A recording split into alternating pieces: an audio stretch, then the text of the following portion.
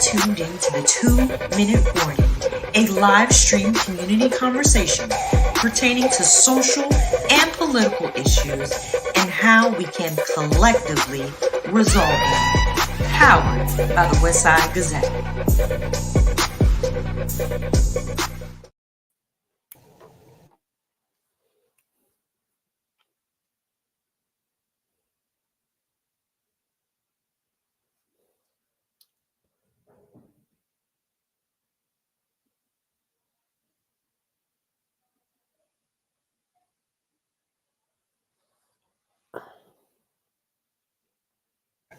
Didn't know I was muted. Hold on, let me check. This isn't X. We're not on Spaces, are we? Now this is Facebook, and you're on a 2-minute warning. Welcome to the 2-minute warning. I am your host, Perry Busby. The 2-minute warning is brought to you by the Westside Gazette newspaper. The Westside Gazette is the oldest African American owned newspaper in Broward County and Fort Lauderdale. I would be saying at this point that joining me tonight is the publisher of the Westside Gazette, Mr. Bobby Henry, but unfortunately our dear brother can't join us tonight because he is carrying water and other duties that he is affiliated with. But nevertheless, my great co-host, who is always stable and keeps us, as James say, keep us on the one, is my good brother, Mr. David Wright. David, how you doing? Awesome, man. Everything is on the one. Everything is on the one. Yeah, man. I came in, I'm talking, I saw you sort of looking, and I saw the thing say mic off. I'm like, wait a minute, this is not X.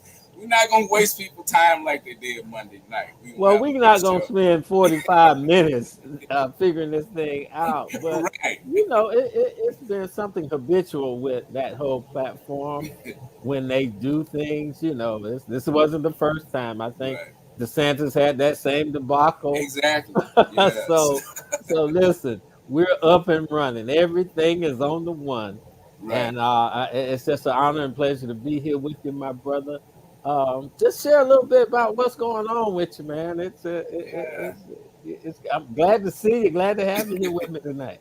Oh yeah. Well, you know, I said, and going back to the thing on X, you know, one of the things I always say is that when you get old men and new technology together, you're bound to have some crazy stuff happen. Oh, they didn't disappoint because that was a lot of old men working with that technology. Yeah. But, so is there a definition of the internet a bunch of cans tied together with some strings? Is that what you're saying, brother? Well, it definitely seemed as though that is what they thought. But nevertheless, I mean, we've always known that this campaign and those around it bring more, as they say, more verbosity than substance, and it continues to show itself out in small ways like that, and insignificant ways like we're continuing to see Mr. Trump continually evolve as the landscape has changed. I mean, you know how it is when you get with old people, they don't like things changing them around too much, you know. Well, I think you can call it what it is. Is it grumpy old man? Is that the protocol? Is that how he's performing these days? Lashing out at everything that makes him uncomfortable? Yeah, who knows what's in the mind of Donald Trump, but what we are seeing, I think, is the very worst person who has opened himself to so many and comported with so many to do so many misdeeds that, you know, again, going back to my old Baptist roots, they would say the devil will use you and then he'll misuse you and put you on display. And I think that we are starting to see some of that. It was already on display, but I think we're starting to see even more of it. Yeah. So tell me, man, we got a lot of things going on, a lot of hot topics out there. Anything Yeah, pressing? Arizona is a hot spot right now. Where are you? Are you in Cali or Arizona? yeah. I'm in Tucson, and yeah, Arizona is finding itself into play. Hmm. uh, uh, in some very strange ways. And again, being in this West, this is new. I'm a Southern Hmm. native black, so getting Hmm. used to things out here has been, quite Hmm. interesting. But one thing that I applaud Vice President Harris on uh, was in getting through the weeds on the immigration issue, uh, and in fact leading with the mayors from several of the border cities who support her. And that was one of the things you and I've talked about, Hmm. that I noticed immigration really for the first time and was trying to understand it, uh, because I didn't see all of the vitriol. Yeah. It doesn't happen as much on the Arizona side as much as you see going on in Eagle Pass and the other places in Texas. And I would have to say that that may be in some regard to the fact that many of the border security agents here Hmm. find kinsmanship. Not that they're being easy, but they understand Hmm. the issues that they're dealing Hmm. Well, the fact that this bill was turned down, I do believe, and I'm confident that at some point uh, we'll see it again, and with. Oh yeah, maybe get this thing passed. I mean, it's unfortunate that we look at immigration as some people want to say it as the depurifying of America. I, I've heard it said in many different ways. right. And then I've heard people say that this is a workforce that's needed in order for us to continue to thrive as the nation that we are. I think there's a fine line there, and I pray that we continue to push forward on these issues, and that this administration, and when I say that, I'm speaking of the Harris Walls administration, can really double down on what was not passed, and see if we can get Right. some kind of clarity on it. Yeah. Yeah. And like one of the things about immigration now, even though it tends to always be framed as a brown issue, Hmm. the hue of our immigrants are more varied and are becoming very more melanated. Yes. You look at, and for different reasons. You Yeah. have some coming from the Congo. So, Yeah. and to use that as a wedge issue with the African American community, I think uh, I was hearing a conversation about immigration's impact on African American communities.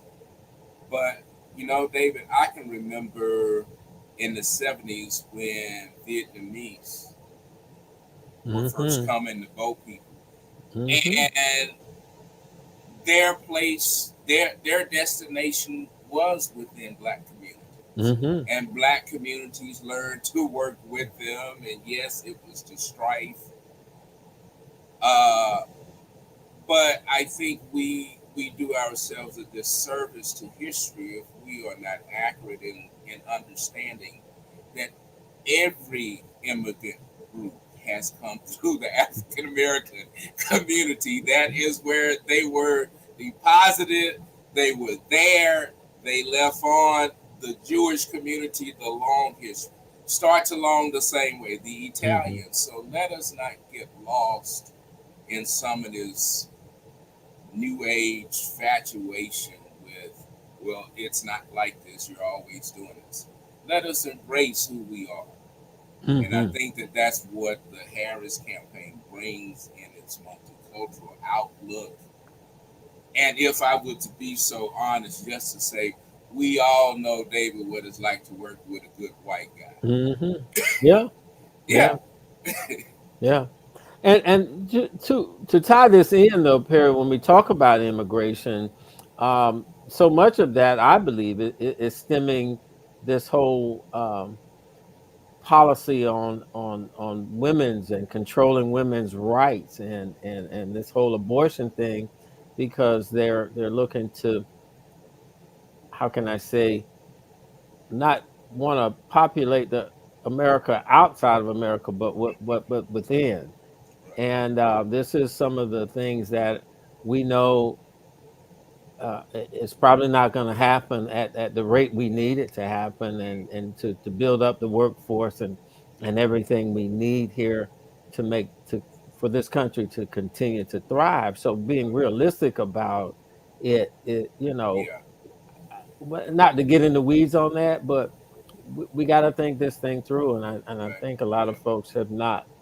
Yeah. And we Yeah. want to continue to move forward. What else you got, man? Yeah, and the last one, I do want to continue on the conversation because it is getting rather hot and heated and more talked about. And again, it goes back to the campaign. Some are saying, well, maybe Trump doesn't feel like he really needs to win because he's already got some of his Hmm. strategic pieces into play. Hmm. I don't want to give a whole lot of air to that, even though there's much of that I think is very factual and true. But it goes back to what I've been advocating, and that is for communities to get back involved in voting, because when you are involved, it doesn't matter. You can see for yourself. And so while we continue to talk about the act of voting, I know it's just a few of us, but I do hope to get to the ears of those who say, well, this has always been an interest to me. I never knew how I could find out more about the count and how I could be involved in understanding it. There's a whole side of voting that takes place while we are looking at TV waiting on the results. And if just a few of us could be interested, and I say that across party Mm-hmm. lines. Republicans, if you think, come join me, because I want to know too. Maybe not Mm-hmm. for the same reason, but I do want to know, and I do want us to have some transparency, Mm-hmm. because I understand what it's like to be in a good fight and lose Mm-hmm. if I put forth my best effort. But to take it just unknowingly, and as I say, as more technology gets into it, we don't understand how much that plays an issue. But I learned something recently. A new law has passed in Florida about the regarding the type of voting information that our election supervisors can provide to the public. Uh, there's three sort of different reports where you can look at the aggregate numbers Mm-hmm. in the election, in your local election.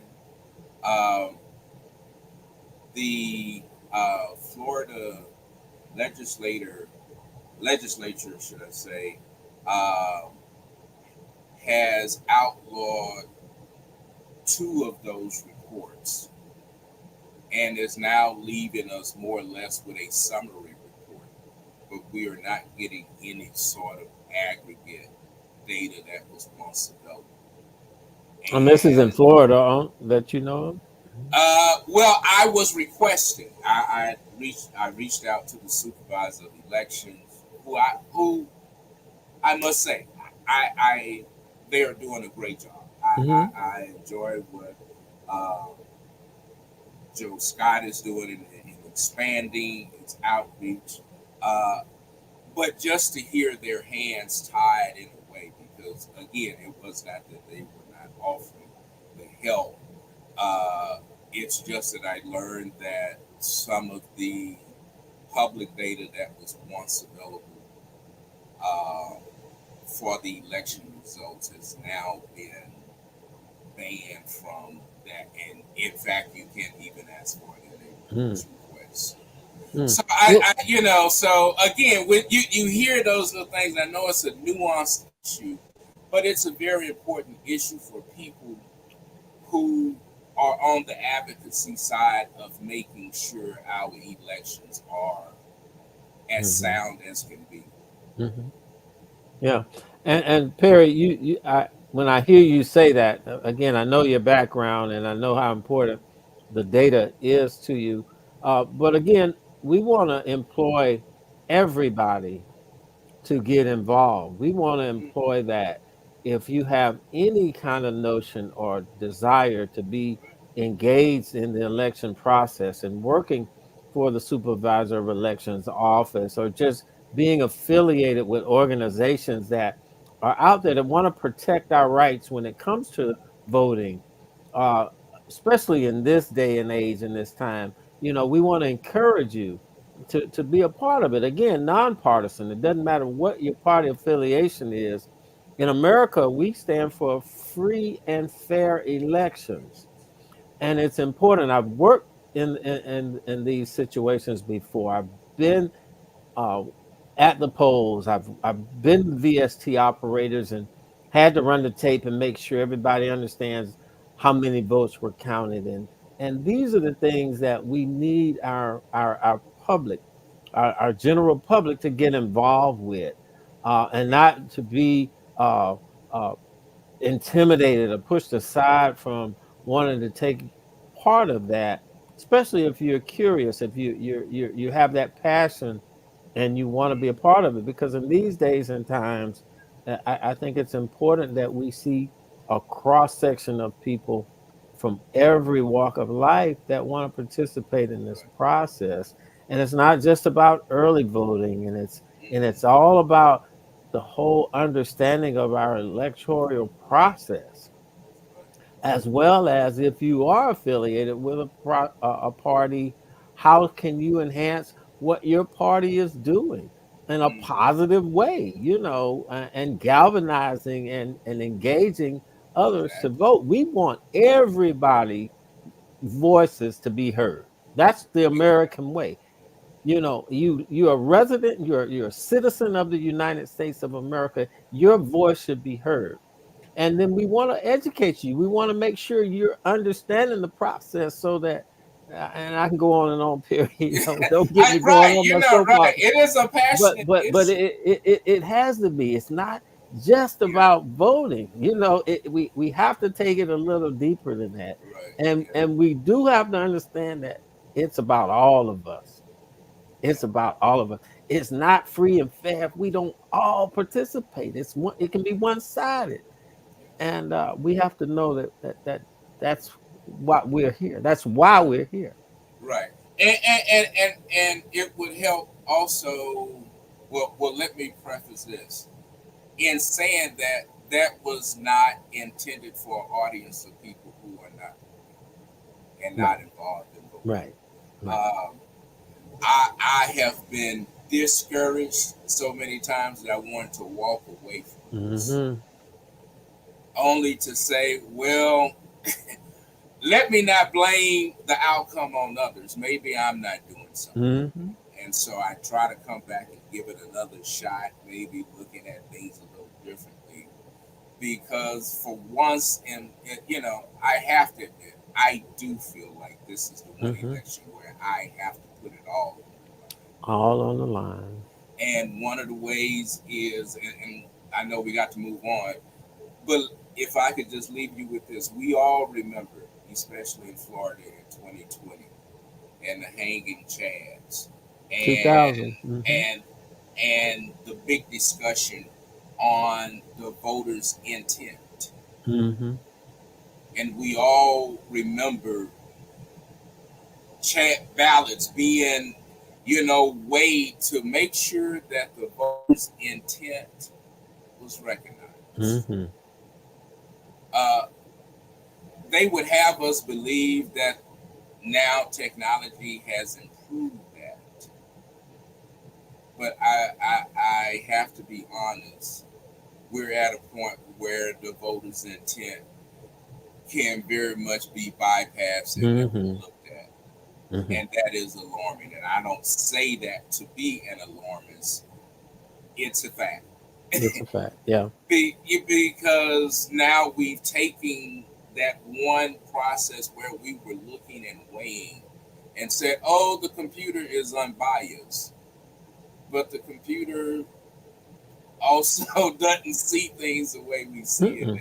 And so, so we're hurting ourselves sometimes in the way because we don't understand. So I just want to keep encouraging us likely to share with your friends, family, loved ones. If you hear something new that you didn't know about voting, share that. You never know, because we assume everyone knows, and I'm finding out there are some of us who want to participate, but our understanding of the landscape is not where it should be. So it's our duty to help them not lose their voice. Yes. Yeah, Perry, we talked about it. Circling when you should have bubbled, and voting for more than one person in the same race, and all of these things that are going to throw your ballot out, or at least that vote won't count for that particular race. So we have to do the education piece. And then again, for those brothers who can't, and brothers and sisters who can't vote, we want to hear them and understand what their needs are and what their concerns are. And I know, Perry, we can go on, and we're going to have to move on into our sports analyst, Mr. Noonie Robinson. And I'm sure he's going to have a comment too. Noonie going to have to come in here and run like Chicago now on this sports. And we got to get to our guest. So, but again, that's what this show is about. It's really understanding that early vote has begun. And we're going to move into that. But if we can bring on our brother Noonie Robinson's coach, Noonie Robinson. How are you tonight, Coach? How's everybody? I'm doing fine, thank you. I've just been listening intently to your discussion, and it just makes me a little more uptight and nervous, because as you said, this is one election that we cannot afford to lose. We can't afford to lose it. And we know there's a lot of chicanery going on, and we know there are a lot of backdoor deals being made. And one of the reasons Florida is in such bad shape is because of gerrymandering.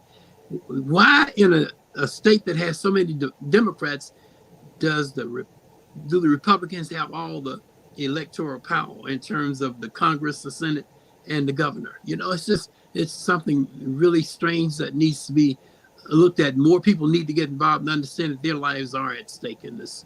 But I do have some things I'd like to talk about briefly concerning sports. I want to do a brief wrap up of the Olympics in terms of medals, and I'll tell you why. The Americans tied with the Chinese with 40 gold medals, followed by the Australians who had 18, the French had 16, and the Great English, I can't even say Great Britain tonight, had 14. In total medals, I'll try to slow down just a little bit. I know time is of essence. The U.S. led with 126 medals. China had 91. Great Britain had 65. France 64. And the Australians had 53. So it was very competitive Olympics. But here's my point.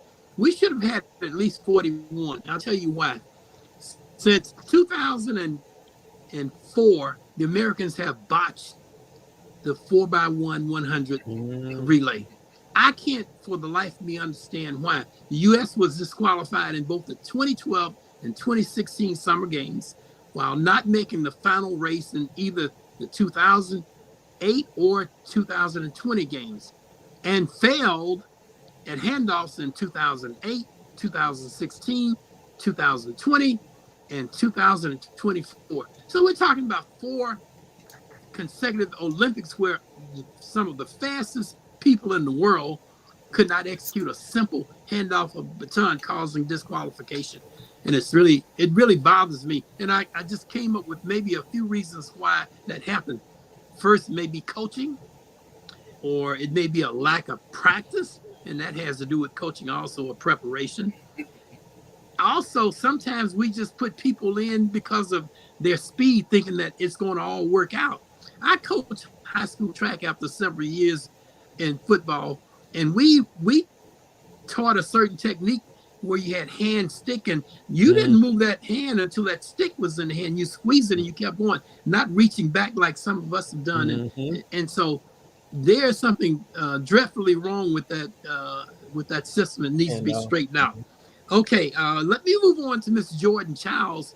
I know you are familiar with her, but she was awarded a bronze medal after her coaches protested that she should have gotten a higher score because of a performance difficulty, and the jury, the judges agreed with the American coaches, and they awarded her the bronze medal. Then the Romanians got involved and said that they did not uh, administer the protest in a timely fashion.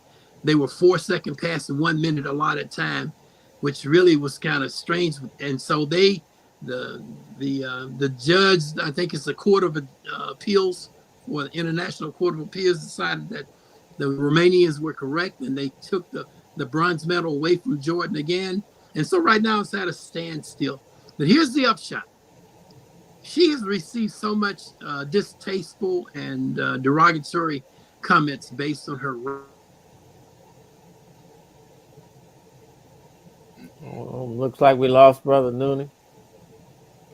Well, we understand our sister Jordan has been off social media for a while, and now is slowly but surely coming back. But we just hope that this situation at some point doesn't diminish her career.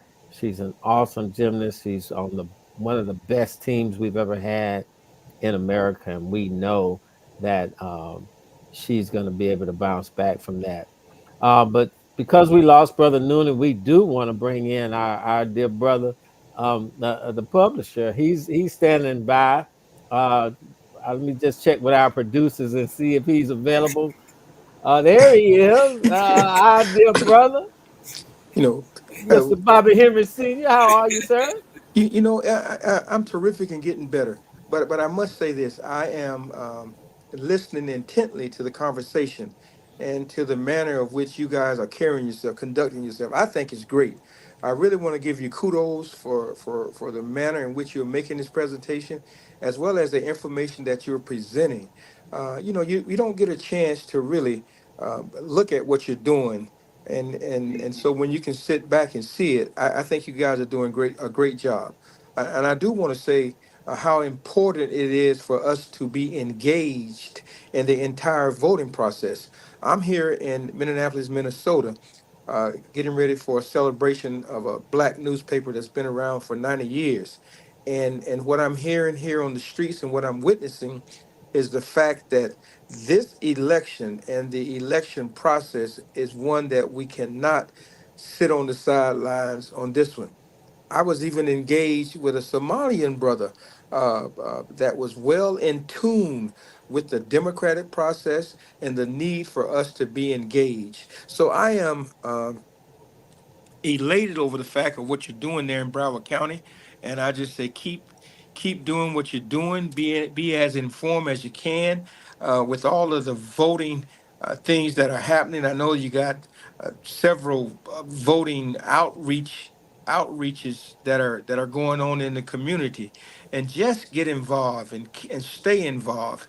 And to you, Perry and David, I commend you. My hats are off to you and your presentation and what you're doing. So that's all I want to say. I'm going to run now and get engaged with this situation here in Minneapolis. This is where the vice president is coming from. So it's deep here, and Right. it's alive and popping. Hey, So, hey, hey. Best mhm, believe. mhm. Well, we Yeah. pray you bring back some of Yeah. all that juice, all of that good energy, and safe travels, and looking forward to it. And Perry, you sent the check, right? The Oh check is in yeah, the oh, it's okay. in the mail. Okay, brothers, keep it up. God bless you, and thank you to our All right. viewers and listeners. And please stay engaged. God bless you, and thank you all. All right. Good evening. All right, good job, good job. All right. I don't know if we got Noonie back, but we really need to move on, my brother. So Right, right. if you don't mind, I'm gonna give you the honor and the privilege to bring on our guest for tonight. Okay, yeah, I am excited to introduce our guest to our community. I have known Jen Perelman for some years before she even thought about running, and I thought even back then she would make a good candidate, just didn't know where. But I want to introduce to some and welcome to others Jen Perelman. Jen is a second generation Floridian. She was born and raised in North Miami Beach. Uh, she's a journalism major. I didn't know she was a journalism major. Got her journalism degree from the University of Colorado. Um, and got a master's in integrated marketing communication from Northwestern, Medill School of Journalism, and just in her work in Indiana, she caught the legal bug and decided to pursue law and went to St. Mary's University in San Antonio, Texas, in 2000. And she since then, Jan has been her legal career has included pro bono work, uh, primarily to those in need, advocating for pregnant teens seeking judicial bypass or prenatal consent for abortions, and those within the criminal uh, courts as well. But I saw Jen working on the streets and being with our people, and that was in Little Liberia, and just created a warm friendship with her and the work that she's doing in and around Hollywood and other areas. And so she is not a stranger to our community. As I say, I want to introduce her because she knows these streets, and she's a good friend of a good host of one of our hosts on the 2 Minute Warning, Mona Lisa Webb. And those of you who know Mona Lisa know her work at Probation Station.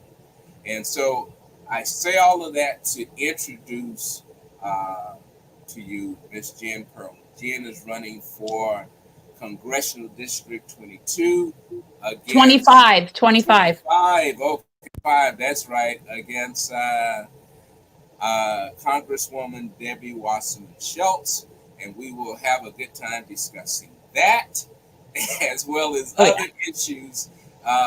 So, Jen, introduce yourself. Let others know all of this. That was so good, Perry. You basically went through like my whole resume. That was so nice. Thank you so much for having me on. I appreciate that. I have a pretty varied background, but definitely it's always been advocacy one way or another, whether it was journalism or media relations or law. It's always been an advocacy. And I actually went to law school because I wanted to lobby. I wanted to lobby for nonprofit. I am interested in policy and legislation. And so that was my original intent. And then after law school, I did end up doing some pro bono stuff and criminal defense work. But at the end of the day, I was always interested in policy. So it's kind of, I feel like this is a full circle thing that now I'm running for Congress here. And also timing is everything. You know, now my kids are, my little is an adult. So there's an opportunity for me to have a full-time job situation that I haven't had in a while. So, you know, it's sort of a perfect storm of timing, but I do look at this as a term of service. I actually think all representation is supposed to be a term of service. The fact that our representatives have turned it into lucrative careers is very questionable to me. And that's a big part of why we can't seem to get anywhere policy-wise as well. I agree. And as I say, you're running against Debbie Wasserman Schultz, who is a part of Democratic establishment for all intents and purposes. Having worked with the late Congresswoman Sheila Jackson Lee is how I first encountered Congresswoman Schultz.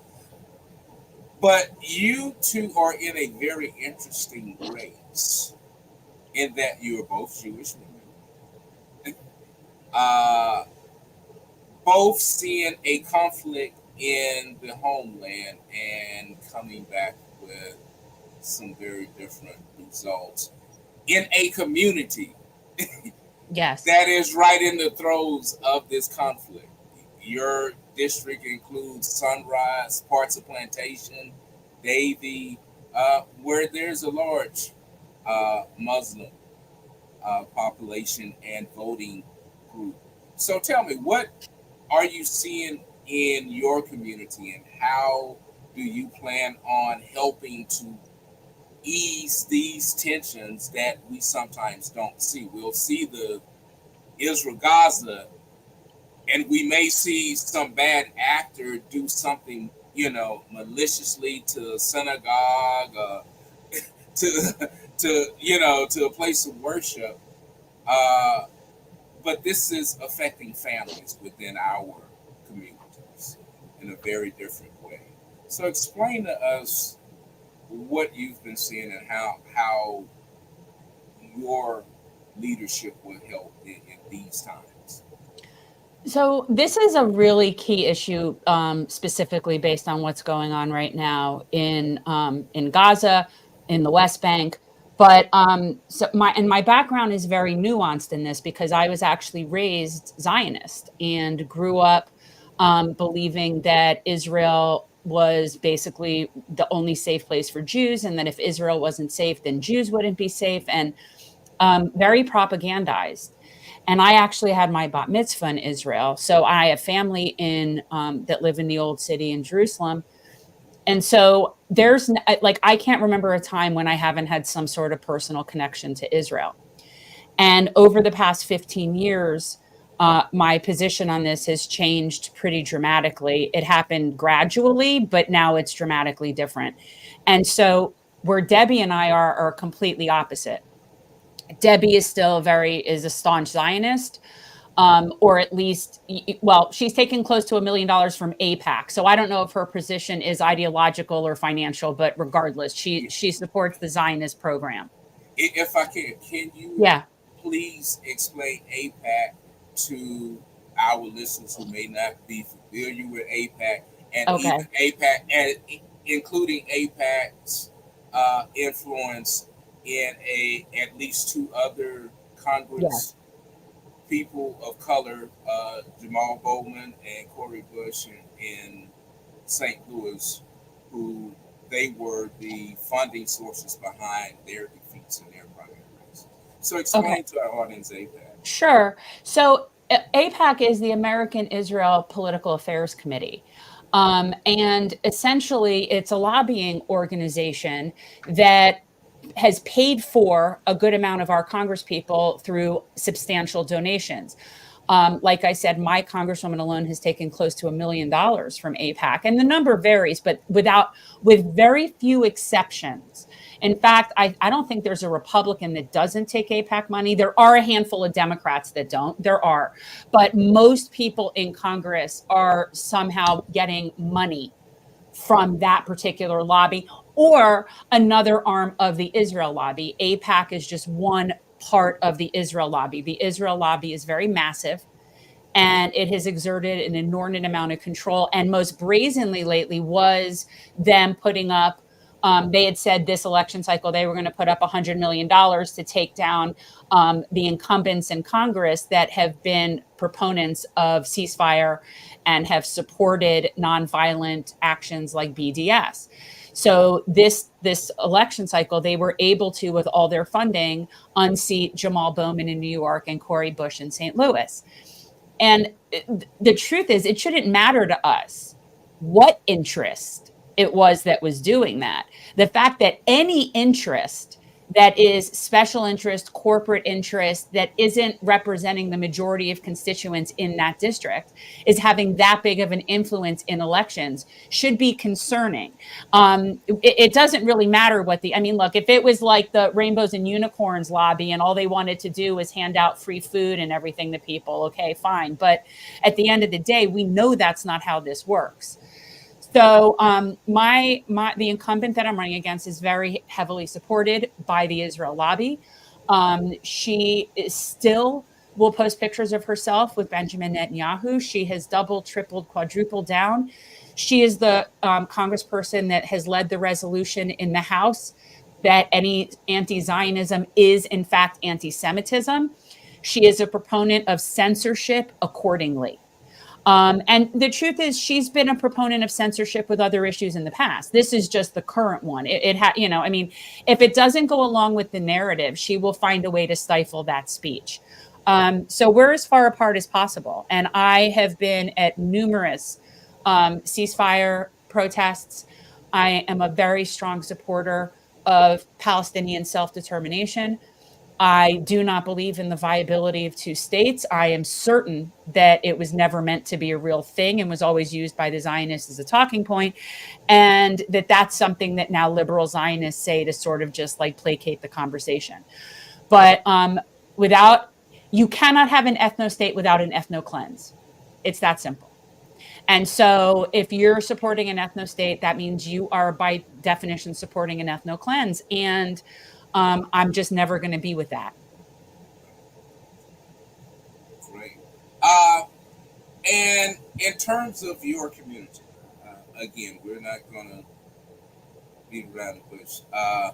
Congresswoman Schultz tends to have at least some handshake notoriety within the African American community. But can you speak to her works and how that has benefited us? Because again, and no disrespect to any politician, like you, I understand the game.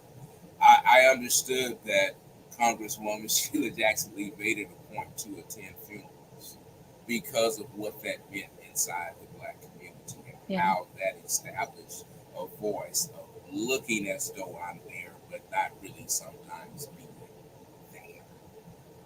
Yeah. So what has been the there for District 25 that can say this is what, if it had not been for Congresswoman Schultz, where would we be? What is the there that's there or not there? Well, I mean, for example, I mean, before I get into all this stuff within the Black community, let me just say very, very quickly that this is a representative who won't say the word Palestinian. So how do you think she can represent Palestinian constituents when she doesn't even acknowledge their existence? So that's just one of her, I would say, vulnerable groups. We have several, and Perry, in the area, like very vulnerable Black communities. And I've always treated service like triage. So, I'm always going to be where the most need is first. And so I have spent a lot of time in some of those communities in our district. And I do see what the need is. Unfortunately, and this, there is this distinction between what, Mona Lisa calls the people, the streets, and then the people that are not the streets, that are in those communities, and their interests are not always aligned. And unfortunately, a lot of the people that are, I hate using the term bougie, but for lack of a better term, I don't know how you would want to call it, that tend to be homeowners, a little bit more voter aware, more conscious. Those tend to be more people that get out and vote. And those are also people that tend to be able to be reached through a lot of the things that Debbie's done in the past, because what she's generally tended to do was just go hang out around pastors, invest a lot of money in their churches, and then basically get vote referrals. But I've never seen her actually in communities doing work. So you can show up for a photo op, but if you're not doing the work, and I've been to a lot of like local events in various communities that I would consider our vulnerable communities. And with the exception of this past Juneteenth parade, I have not seen her at any of them. So, I just think it's very telling. And, also you have to look at just showing up doesn't mean you're really doing anything. So Debbie recently, or a couple months ago, held a forum in Liberia. And, obviously that's a vulnerable neighborhood in our district. And she held a forum there about Black women's health.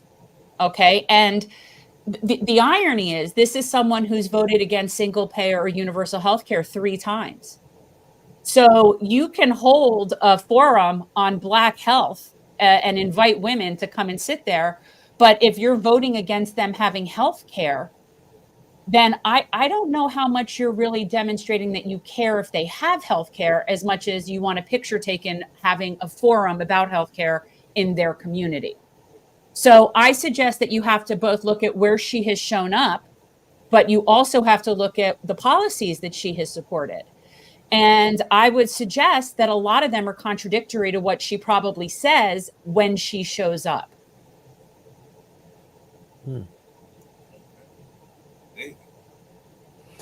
Well, this is a really interesting conversation, Jen. This is my first time really being on this platform with you, and it's really eye-opening. I've heard a lot about you, and just to hear you speak, good things, and to hear you speak now, it just goes to show what we've seen in the past from politicians. Perry, I don't know if we've extended anything out for Congresswoman to be on another show some parity there and hear her side of it. But Jen, this is truly, I pray that our listeners are really hearing some of the points that you're bringing up. Can I answer Wesley in the chat? He says that Debbie and I have dual citizenship here in Israel. Okay, first of all, Wesley, all Jews around the world are given that right. As much as I think that's disgusting and elitist, and I don't agree with the principle, we're all given that right to claim that. So, but I haven't made Aliyah. I have not claimed citizenship. So, I mean, I thought I would correct that. But yeah, that is the problem. And that the Palestinians aren't given the right. That's the problem. And we do have some comments. First off, we want to continue to thank everybody that's been commenting. But Mona Lisa just made a comment stating that you have no size and we should just follow the money. Oh, she's not talking about me. She's talking about Debbie. Right. No, okay. I understand. I get that. Yeah. You could follow my money. It doesn't go anywhere interesting. I've had people ask me to take a pledge to not take AIPAC money. And I have been railing on AIPAC for the better part of like almost 3 years and calling them out and saying they should be registered as foreign agents. And now, you want me to sign a pledge not to take money? I'm like, I don't think they'd be offering me any, but okay. Sure. But I also know, Jen, that you do have some great national support. Can you share with our audience among those who are your big supporters, who our community, I know? Yeah, no, I do. And the reason I have so much support, there's a few reasons. But one, when I ran in 20, you were still one election past where Debbie cheated Bernie. And you have a lot of very angry people around the country that have not forgotten that. To this day, I'm telling you, the biggest reason I'm able to fundraise at that level is because of how disliked she is. And quite honestly, even if she were just feckless, I wouldn't even be doing this. But she's so unlikable that it allows for us to raise money. But, for me, it's just always been just trying to, unseat a corporate monolith. Because at the end of the day, none of the policies that I care about, none of them can ever happen so long as we keep putting people in that are being paid by the same organizations fighting against us. So, this is a huge, it's an uphill battle for sure. Did I forget your question, Perry? What did you want me to talk about? No, among some of your biggest supporters. Who they are, like who? Okay, so I'm not that I like to drop names, but okay. Drop names, but you're just not some local bumpkin that's just Okay. trying to take on this Don Quixote role. No, actually, for example, one of the primary funders of Mehdi Hassan's new network, Ziteo, his family has maxed out to us. Susan Sarandon is a donor. There's just it's a variety of people, and Andrew Yang is a supporter, and what pleases me the most is the variety of people, because I also have a lot of libertarians. And even I have Republicans. I have libertarians. I have Republicans, because I'm very strong on civil liberties. I just have a bleeding heart and like the idea of social safety net. But when it comes to civil liberties, they like that I don't want to come after their guns. And I don't, that's not my issue. So, but yeah, no, I do. I have a lot of national support. I actually have international support. We just can't take money that way. But yes, I have support as far as like Singapore and Australia and all over the UK and in Spain. And yeah, it's amazing. So I'm Jen, sure. Oh, go ahead. Go ahead. I was gonna say, and I'm sure the Congresswoman, the representative from Ohio will be here to help support us. Nina Turner, Love. who is a great supporter, had a chance, and so she did a fundraiser. She did a Zoom fundraiser for us, early on, which was amazing. We did a Zoom fundraiser with Nina, and she checked in with me a couple weeks ago. She called me just to see how I'm doing and stuff. But yeah, she's amazing. Yeah. No, and I was saying that not to name drop, but it does help when people know, oh, these are the people she knows who support. I know some peeps.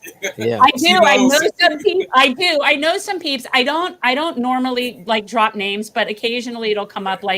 I'll hear someone saying, "Oh, I need to get in touch with so and so," and I'm like, I can do that. I have that person's information, and I'm very selective about how I share it too, which is why I get access to certain people's information. But and importantly, some pretty good journalist people that it's nice having connections with. But yeah.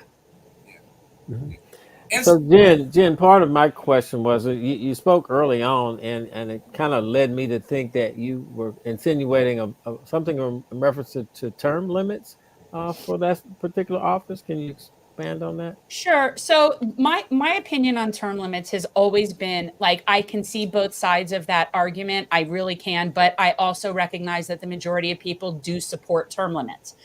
So and I know that from canvassing all over, right? And canvassing and phone calling, I can tell you that most people support the idea of term limits. And because of that, I would support term limits, because I know that's what most people want. And I have had leftists arguing with me, and I hear you, I see you, you're not in the majority on this.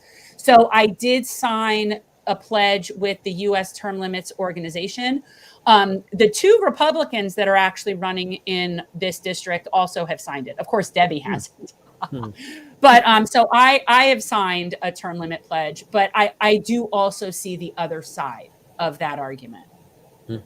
And have you looked at, are they suggesting a defined term, whether it be 4, 5?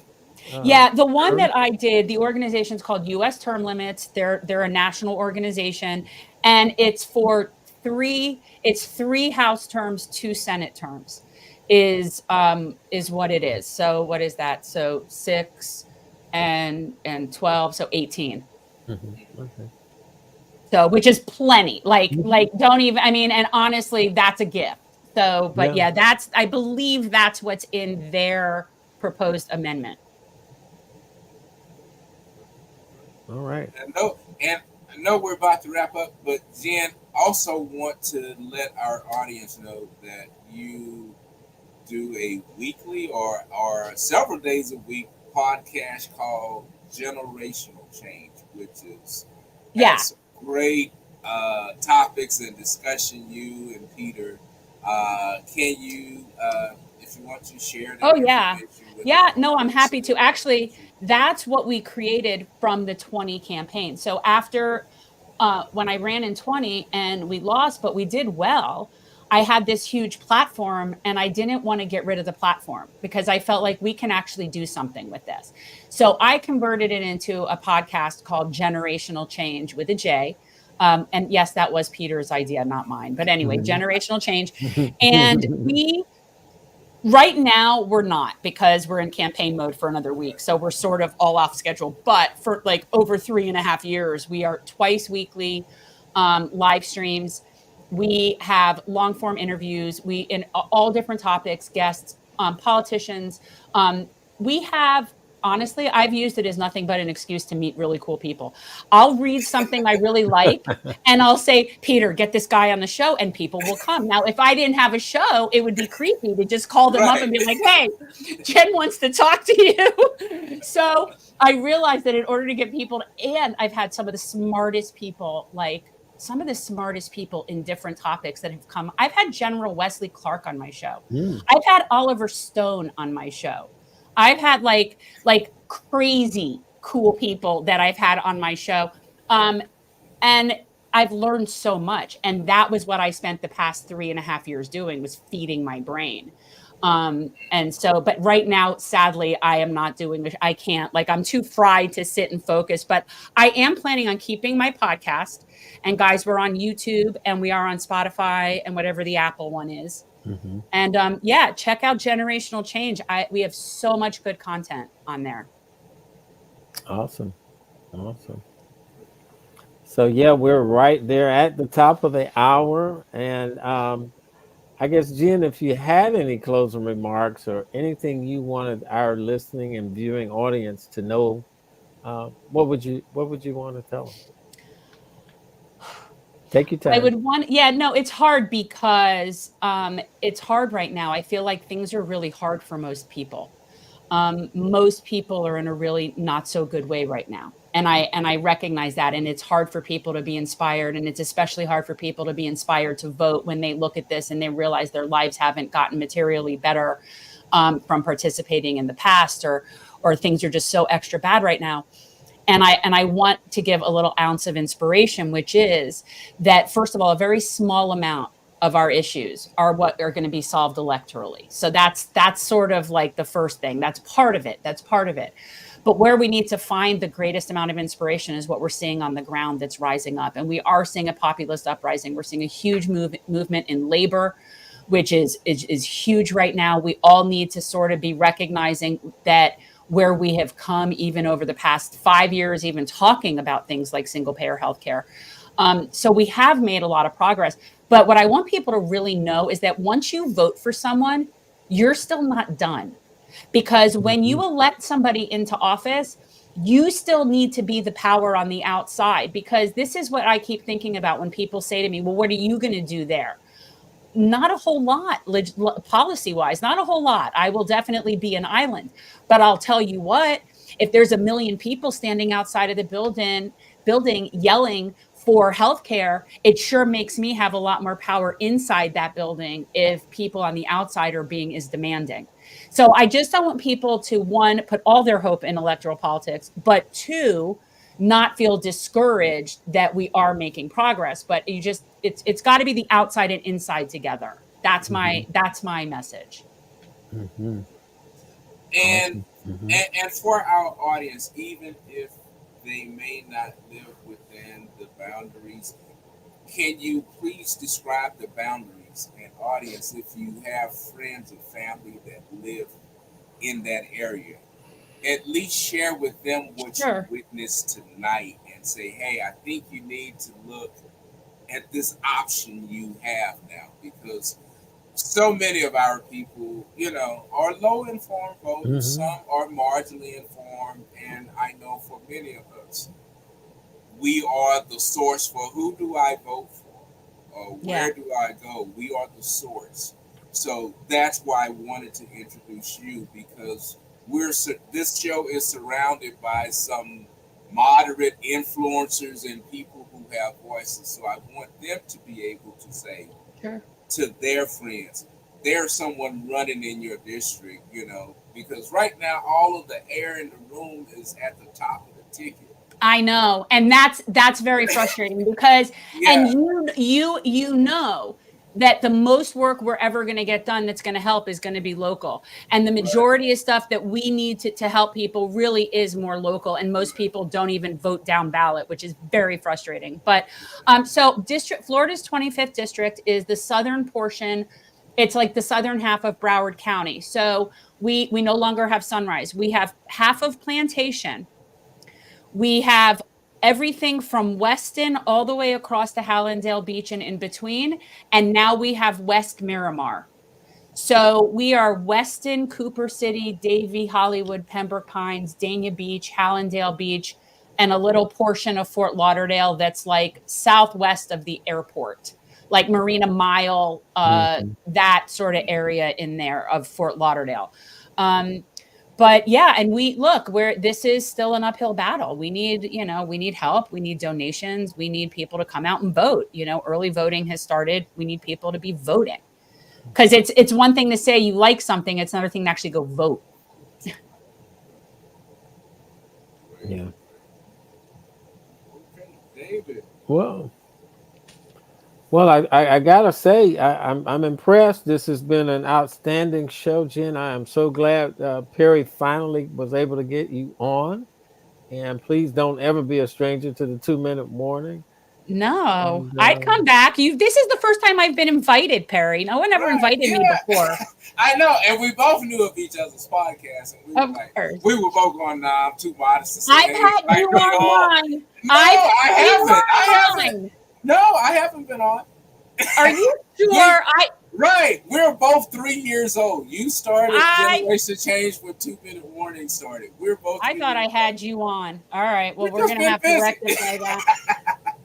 We've just been busy. But as they say, it's all good. I'm glad we could finally make this happen. And I do look forward to collaborating more. And I'm really keeping my fingers crossed that we can collaborate more with a congresswoman. And I'll even put up with Peter in the process. I know, right? So, guys, check out the website at gen2024.org and follow us on social media. Our election's on Tuesday. So, anything can happen. Let's go. Thank you so much. Thank you, Jen. Thank you for coming on. My brother Perry, you get the last word, sir. It was great. As many of you who are regulars to the show know, I've been on a sabbatical and taking a break, but this is the season, so it's time to. I'm like Tim Walsh. I'll sleep when I'm dead. It's time to work, and so glad to start this time back with my good friend Jen, and to help give her some boosts. You all, we would be remiss if we did not give her a serious moment of attention and consideration.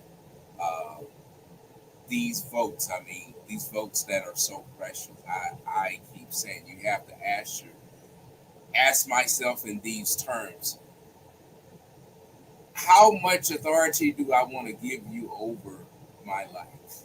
Because that's really what you're saying when you say you are my representative.